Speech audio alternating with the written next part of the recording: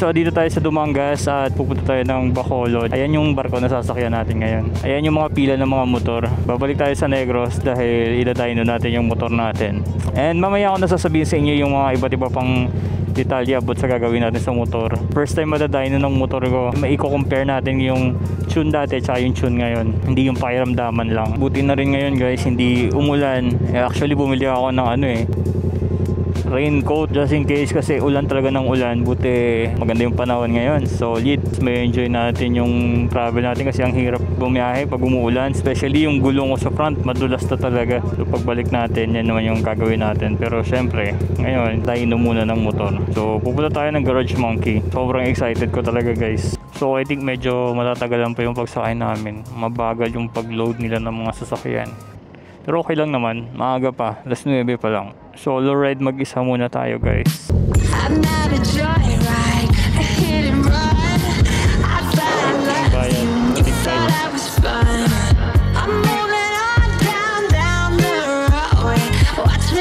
Mabuti pa dito sa labas, mahangin pa eh. Sa loob kanina, ma-aircon, pero na dumadami na yung tao, parang di na kaya ng aircon. So dito sa labas, mas mahangin pa.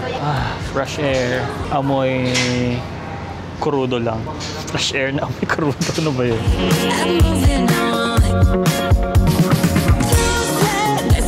Alright, baba na tayo.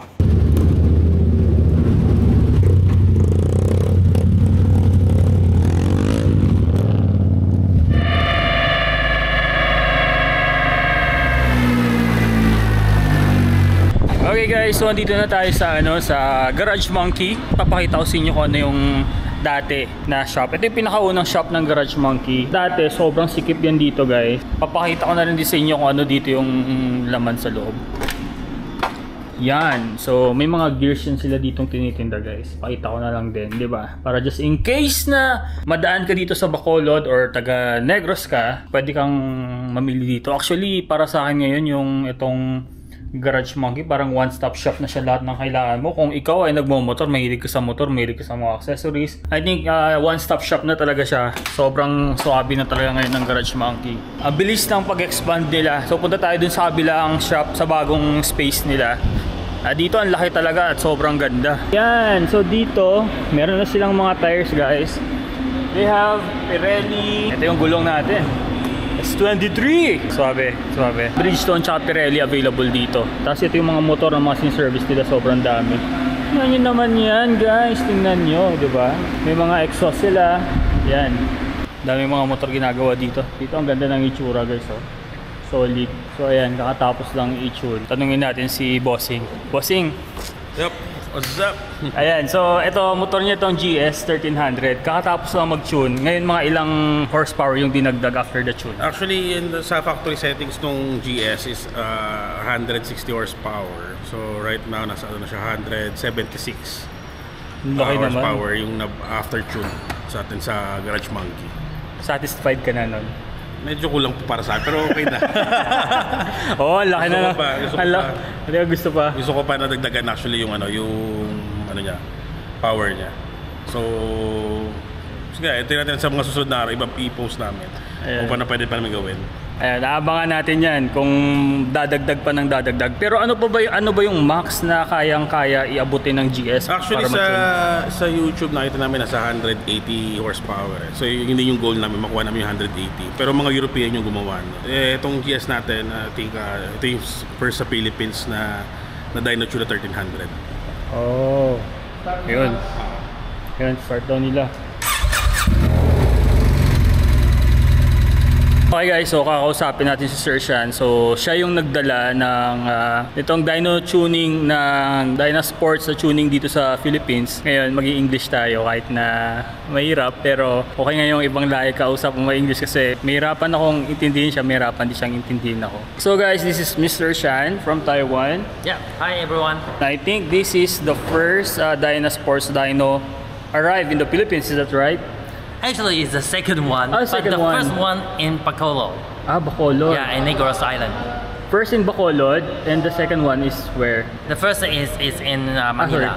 Manila. First in Manila, right. And then second one in Bacolod. Can you show us around about the dyno? Yeah. Okay, can we go inside and show me? Yeah, sure, of course. First of all, people know that if we want to upgrade or we modify our bike, we need to tune the bike, no matter it's ECU or detail of the carburetor. But how can we confirm the effect or the performance of the bike? Normally we ride on the road and feel the difference, right? But it's not accurate. A dyno is a measurement device to help you to accurately measure the output of the bike performance. So we will know that what is exactly happened to the engine or the tuning. Then our tuner will have a clear direction and helping them to make fine tune for the ECU or the engine. For example, we offer ECU tuning and customer pay, but we don't give evidence or any proof to customer that how much we improve or how better we make. Okay, just like if you go to a hospital, you make a curement, a treatment, and hospital will give a report of your healthy or the checking any situation you got the list. Okay, how is the problem and what we improved. The same as a bike. If you pay money for the improvement, you should get a report to prove what you got for the money you pay. For example, if you increase some parameters, okay, what cost to the engine or what cost to the performance? We can only check by a dyno, by testing result that we know, okay, if we increase the AFR, what cost? Is the power is increasing or is decreasing? With a dyno, we know it's better or worse. Then we know the tuning direction is correct or is incorrect. Speaking of AFR, why do other people delete the lambda sensor, auto sensor, or whatever you call that? Well, this question is kind of complicated, but the first I would like to explain what is AFR. AFR, the full name is air fuel ratio. Means when the engine working, we need to mix the air and the fuel into the engine and will burn to generate power from the engine. Okay, but if the fuel is too rich or too lean, will decrease the output power.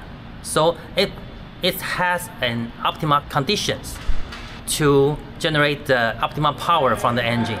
So this is the purpose of tuning. So AFR is one of the key factor that we monitoring for the tuning. Okay, so I think that's it for now, and maybe later after my motorcycle dyno I will just ask more questions about. But one more last question. How many percent do you think my motorcycle will gain the horsepower after the tuning or the dyno tune? Okay, if the motorcycle is stock condition, means everything is from the manufacturers, we only tune the ECU, maybe we change the AFR or the ignition timing, it may gain maybe 4 to 5% improvement.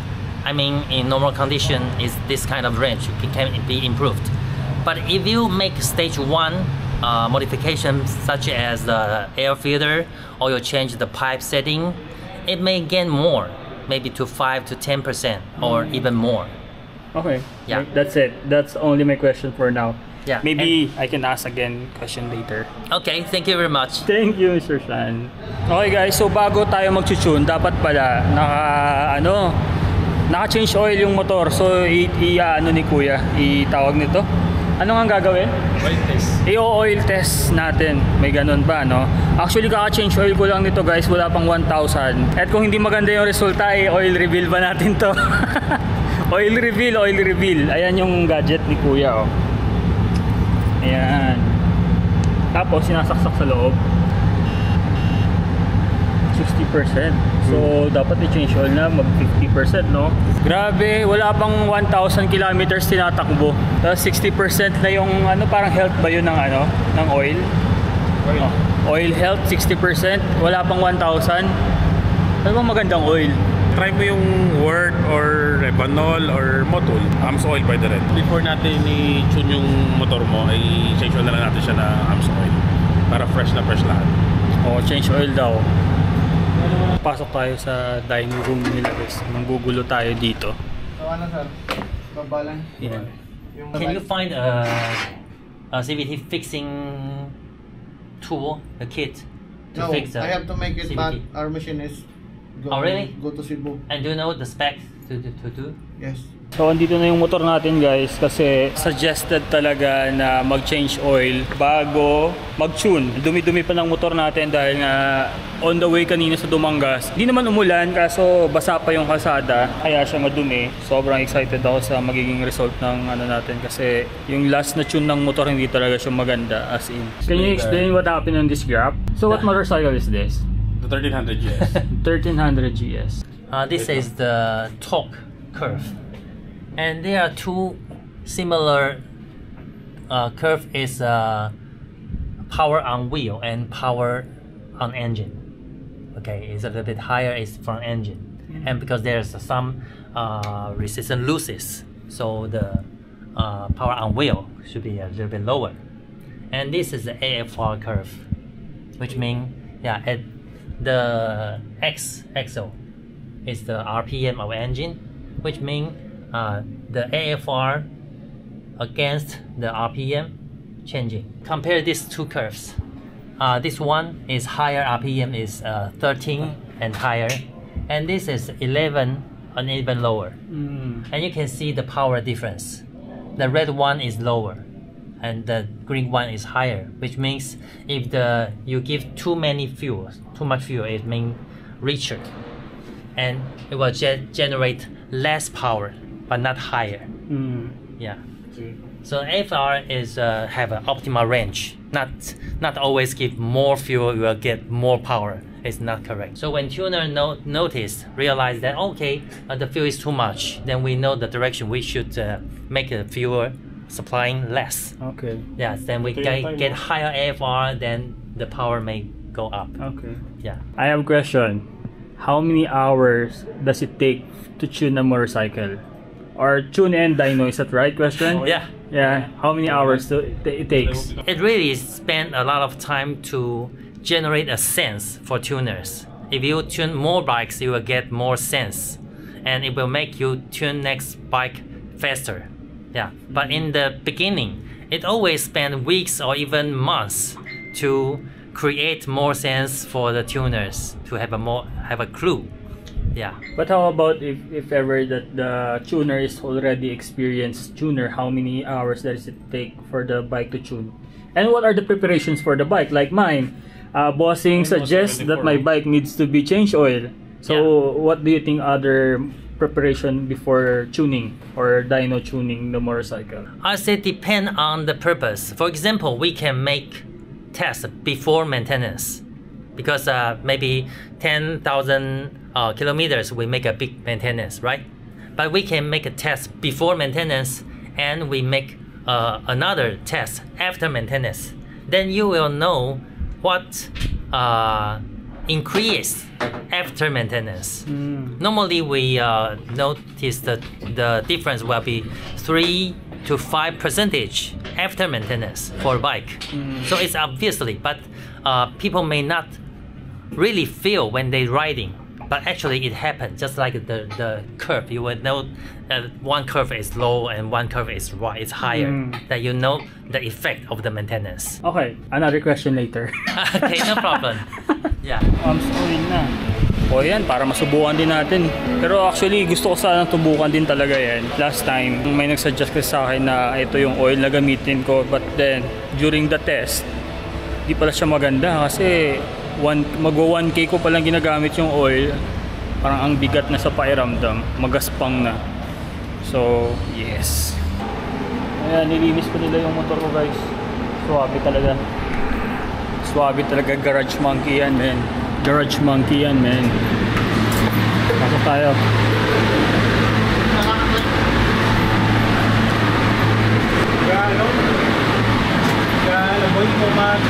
Dahil yung suot mo ito, wala talaga maririnig.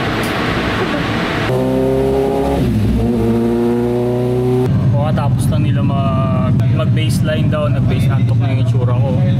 Nakatapos mag-baseline ng ZX-10R kasi remap na nila yan, and then i-dyno ulit. Ayan, grabe, 270. Ilan ba yun? 170 horsepower. Grabe. Ayun. Pakisa mo. Kasi size na lang. Pagkaroon naman.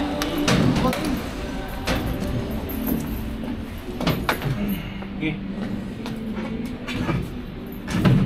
Oh, boss, anong gagawin, boss? I-read muna namin yung yung tune na ginawa sa'yo, and then after that, i-flash namin yung original file para tayo ng comparison. Tapos from there, kung di gagawa tayo ng bagong tune niya. Ayun. Thank you. From Roa City with love. From Roa City with love. Walang dalang seafood. Shoutout na pala sa mga friends ko, Bilisilio. Oh, Bilisilio? Oo, punta kayo dito Bacolod, pa-imap kayo, pa-tune. Yan.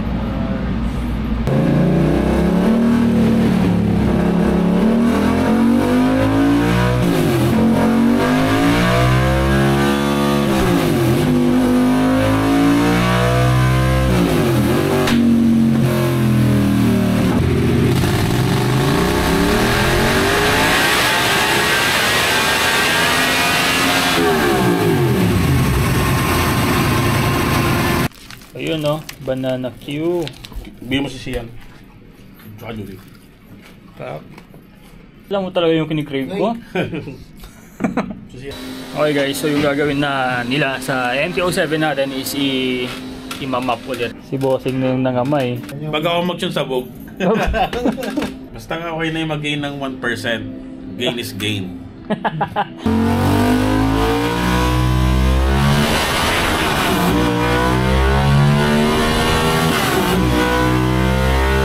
Okay. Okay. Sa duel. Yan yung master guys. The master.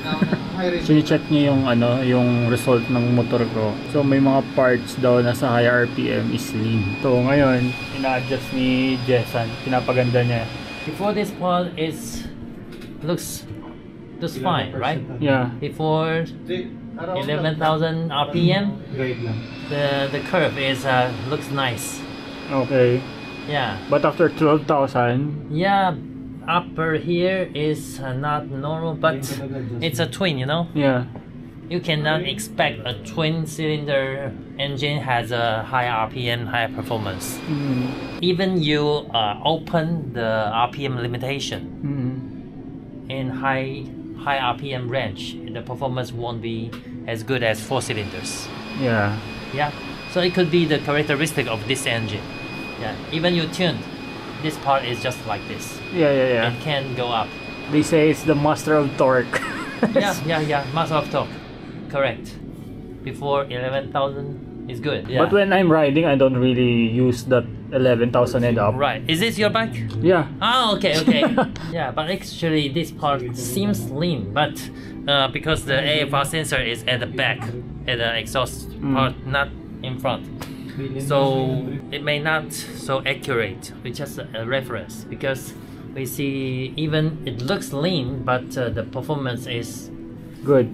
yeah, it's good. So Okay. it could be at this point the AFR is at the reasonable range. This part is too rich. If this is normal, then this is too rich. The tuner may consider to decrease the fuel supplying and see if this part if we can maintain the torque extension to 11,000 here to become flat, then we can observe horsepower increasing like this way. Oh. Yeah, because you know the equation is torque times RPM times K equals horsepower. So the key is the torque. If the torque maintained, you see the horsepower increase very smoothly. When torque drops, horsepower stop increasing. Okay. Yeah, see, it's directly related. Yeah. So you maintain torque higher, you see the horsepower increase very smoothly. So the tuning is focused on torque but not horsepower. So ito na guys ang Tune 3. Ayan. So susubukan na natin ngayon yan kung ano yung magiging resulta. Here's the master. No, not master. He will read every graph I'm of a that. guest, not master.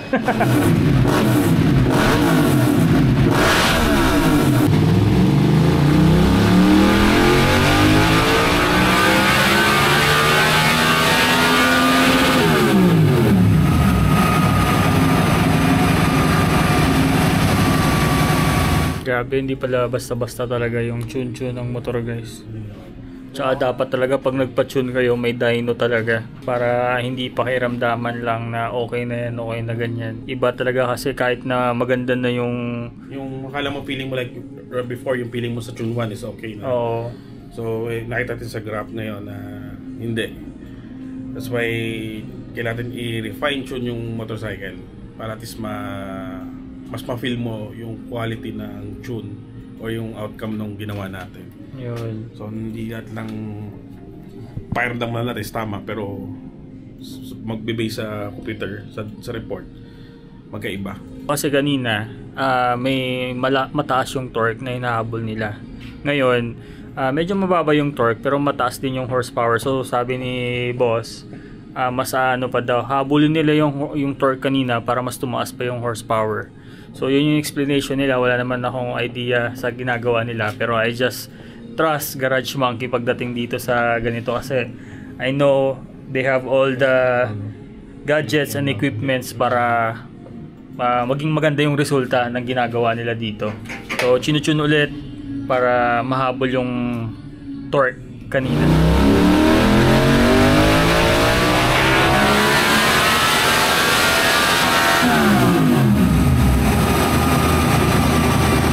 So kakatapos lang ng tune 2 ni Jessan. Ngayon maganda na, kaso medyo sobra lang daw ng gas, so i-tune niya na naman. Grabe pala yung tuning, no? Hindi pala to yung isang Jessan lang tapos okay na. Kasi yung last time yung ginawa namin, parang nag-upload lang kami ng tune tapos yun na, tapos na. Walang ganito. So ganito pala. Grabe. Ako nanonood lang ako pero napapagod din ako And buti na lang andito si Sir Shan. Chine-check niya kung ano yung nangyayari sa motor. I-read niya ng maganda. Kaya swerte ko talaga na pumunta ako dito ngayon. Tapos may master tuner pa kami. Jessan. Hanapin nyo lang. Yan. Garage Monkey guys. Alam niyo na kung saan kayo pupunta if you need tuning, bike wash, maintenance, gulong, oil, tambucho, lahat na, halos lahat na talaga. I think kulang na lang is magkaroon ng suspension tuning. Pag nagkaroon yan talaga dito, full package na talaga yung Garage Monkey. Tune 3 by Jessan. Ayan na. Fuel na lang yung in-adjust daw. I think last na daw yan na tune and then I think okay na.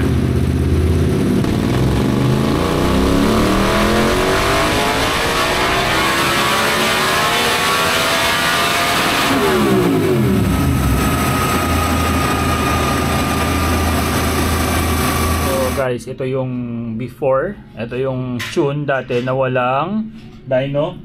Yan, so power engine, ito yon 87 horsepower. Pero yung bagong tune ngayon with the dyno 91. Power at wheels engine, power at wheels at 77.3. So dito 77 lang. And then torque 68. Dito naman 67. Power at wheels 77.4, dito 77. Ayan na. So mostly yan lang naman, 'di ba? Ayan. So sa graph, makita mo sa graph yung changes. Ayan. So ito yung graph. Ito yung before, 'di ba? Ay baba. Ito. Ayan. So broken line is the torque. Ayan. Broken line is the torque. Ayan siya. Ito yung torque sa taas. Yeah. Ayan. Yung tune natin is more on touring tuning. So hindi naman tayo so iba pa rin pag mag-tune tayo ng pang racetrack. Oh, tsaka hindi naman pang racetrack yung motor ko, di ba? Pang ride lang So na yan. We gain about 3 horsepower on the stock kasi yung pinakita ni Harbs kanina na before and after is may remap na yon. Pero in manual, meron nasa 73 point something or 74. But right now nasa 77 ka na. 0.3. Ilang 3 horsepower yung na-add. More than 3 horse, 3 point something. Actually, you can feel that changes na sa motor. Excited ako dyan. Magra-ride agad ako sa Sunday. Paway mo na. Pwede bang example, hindi pa sila ready magpa-tune, dyno lang. Pwede ba yun? Yeah, baseline. Para makita nyo yung stock nyo, mapping nyo. Ayun. And anyway, still can increase pa rin naman horsepower more than dito sa ginawa namin. Pero it's asking for an additional mod sa motor. So, mayroon tayo na tawag na stage 1, stage 2, stage 3. So, depende sa mods na nilalagay natin. Actually, yung setup ni Harv sa motor niya is more on mid-range setup. So, full exhaust and then air filter. Maraming pong potential yung motor niya kung gusto niyang i-all out. Pero depende yan sa gumagamit ko anong purpose. So ako, happy na ako dyan. Sobrang happy na ako dyan. Ito para sa akin lang.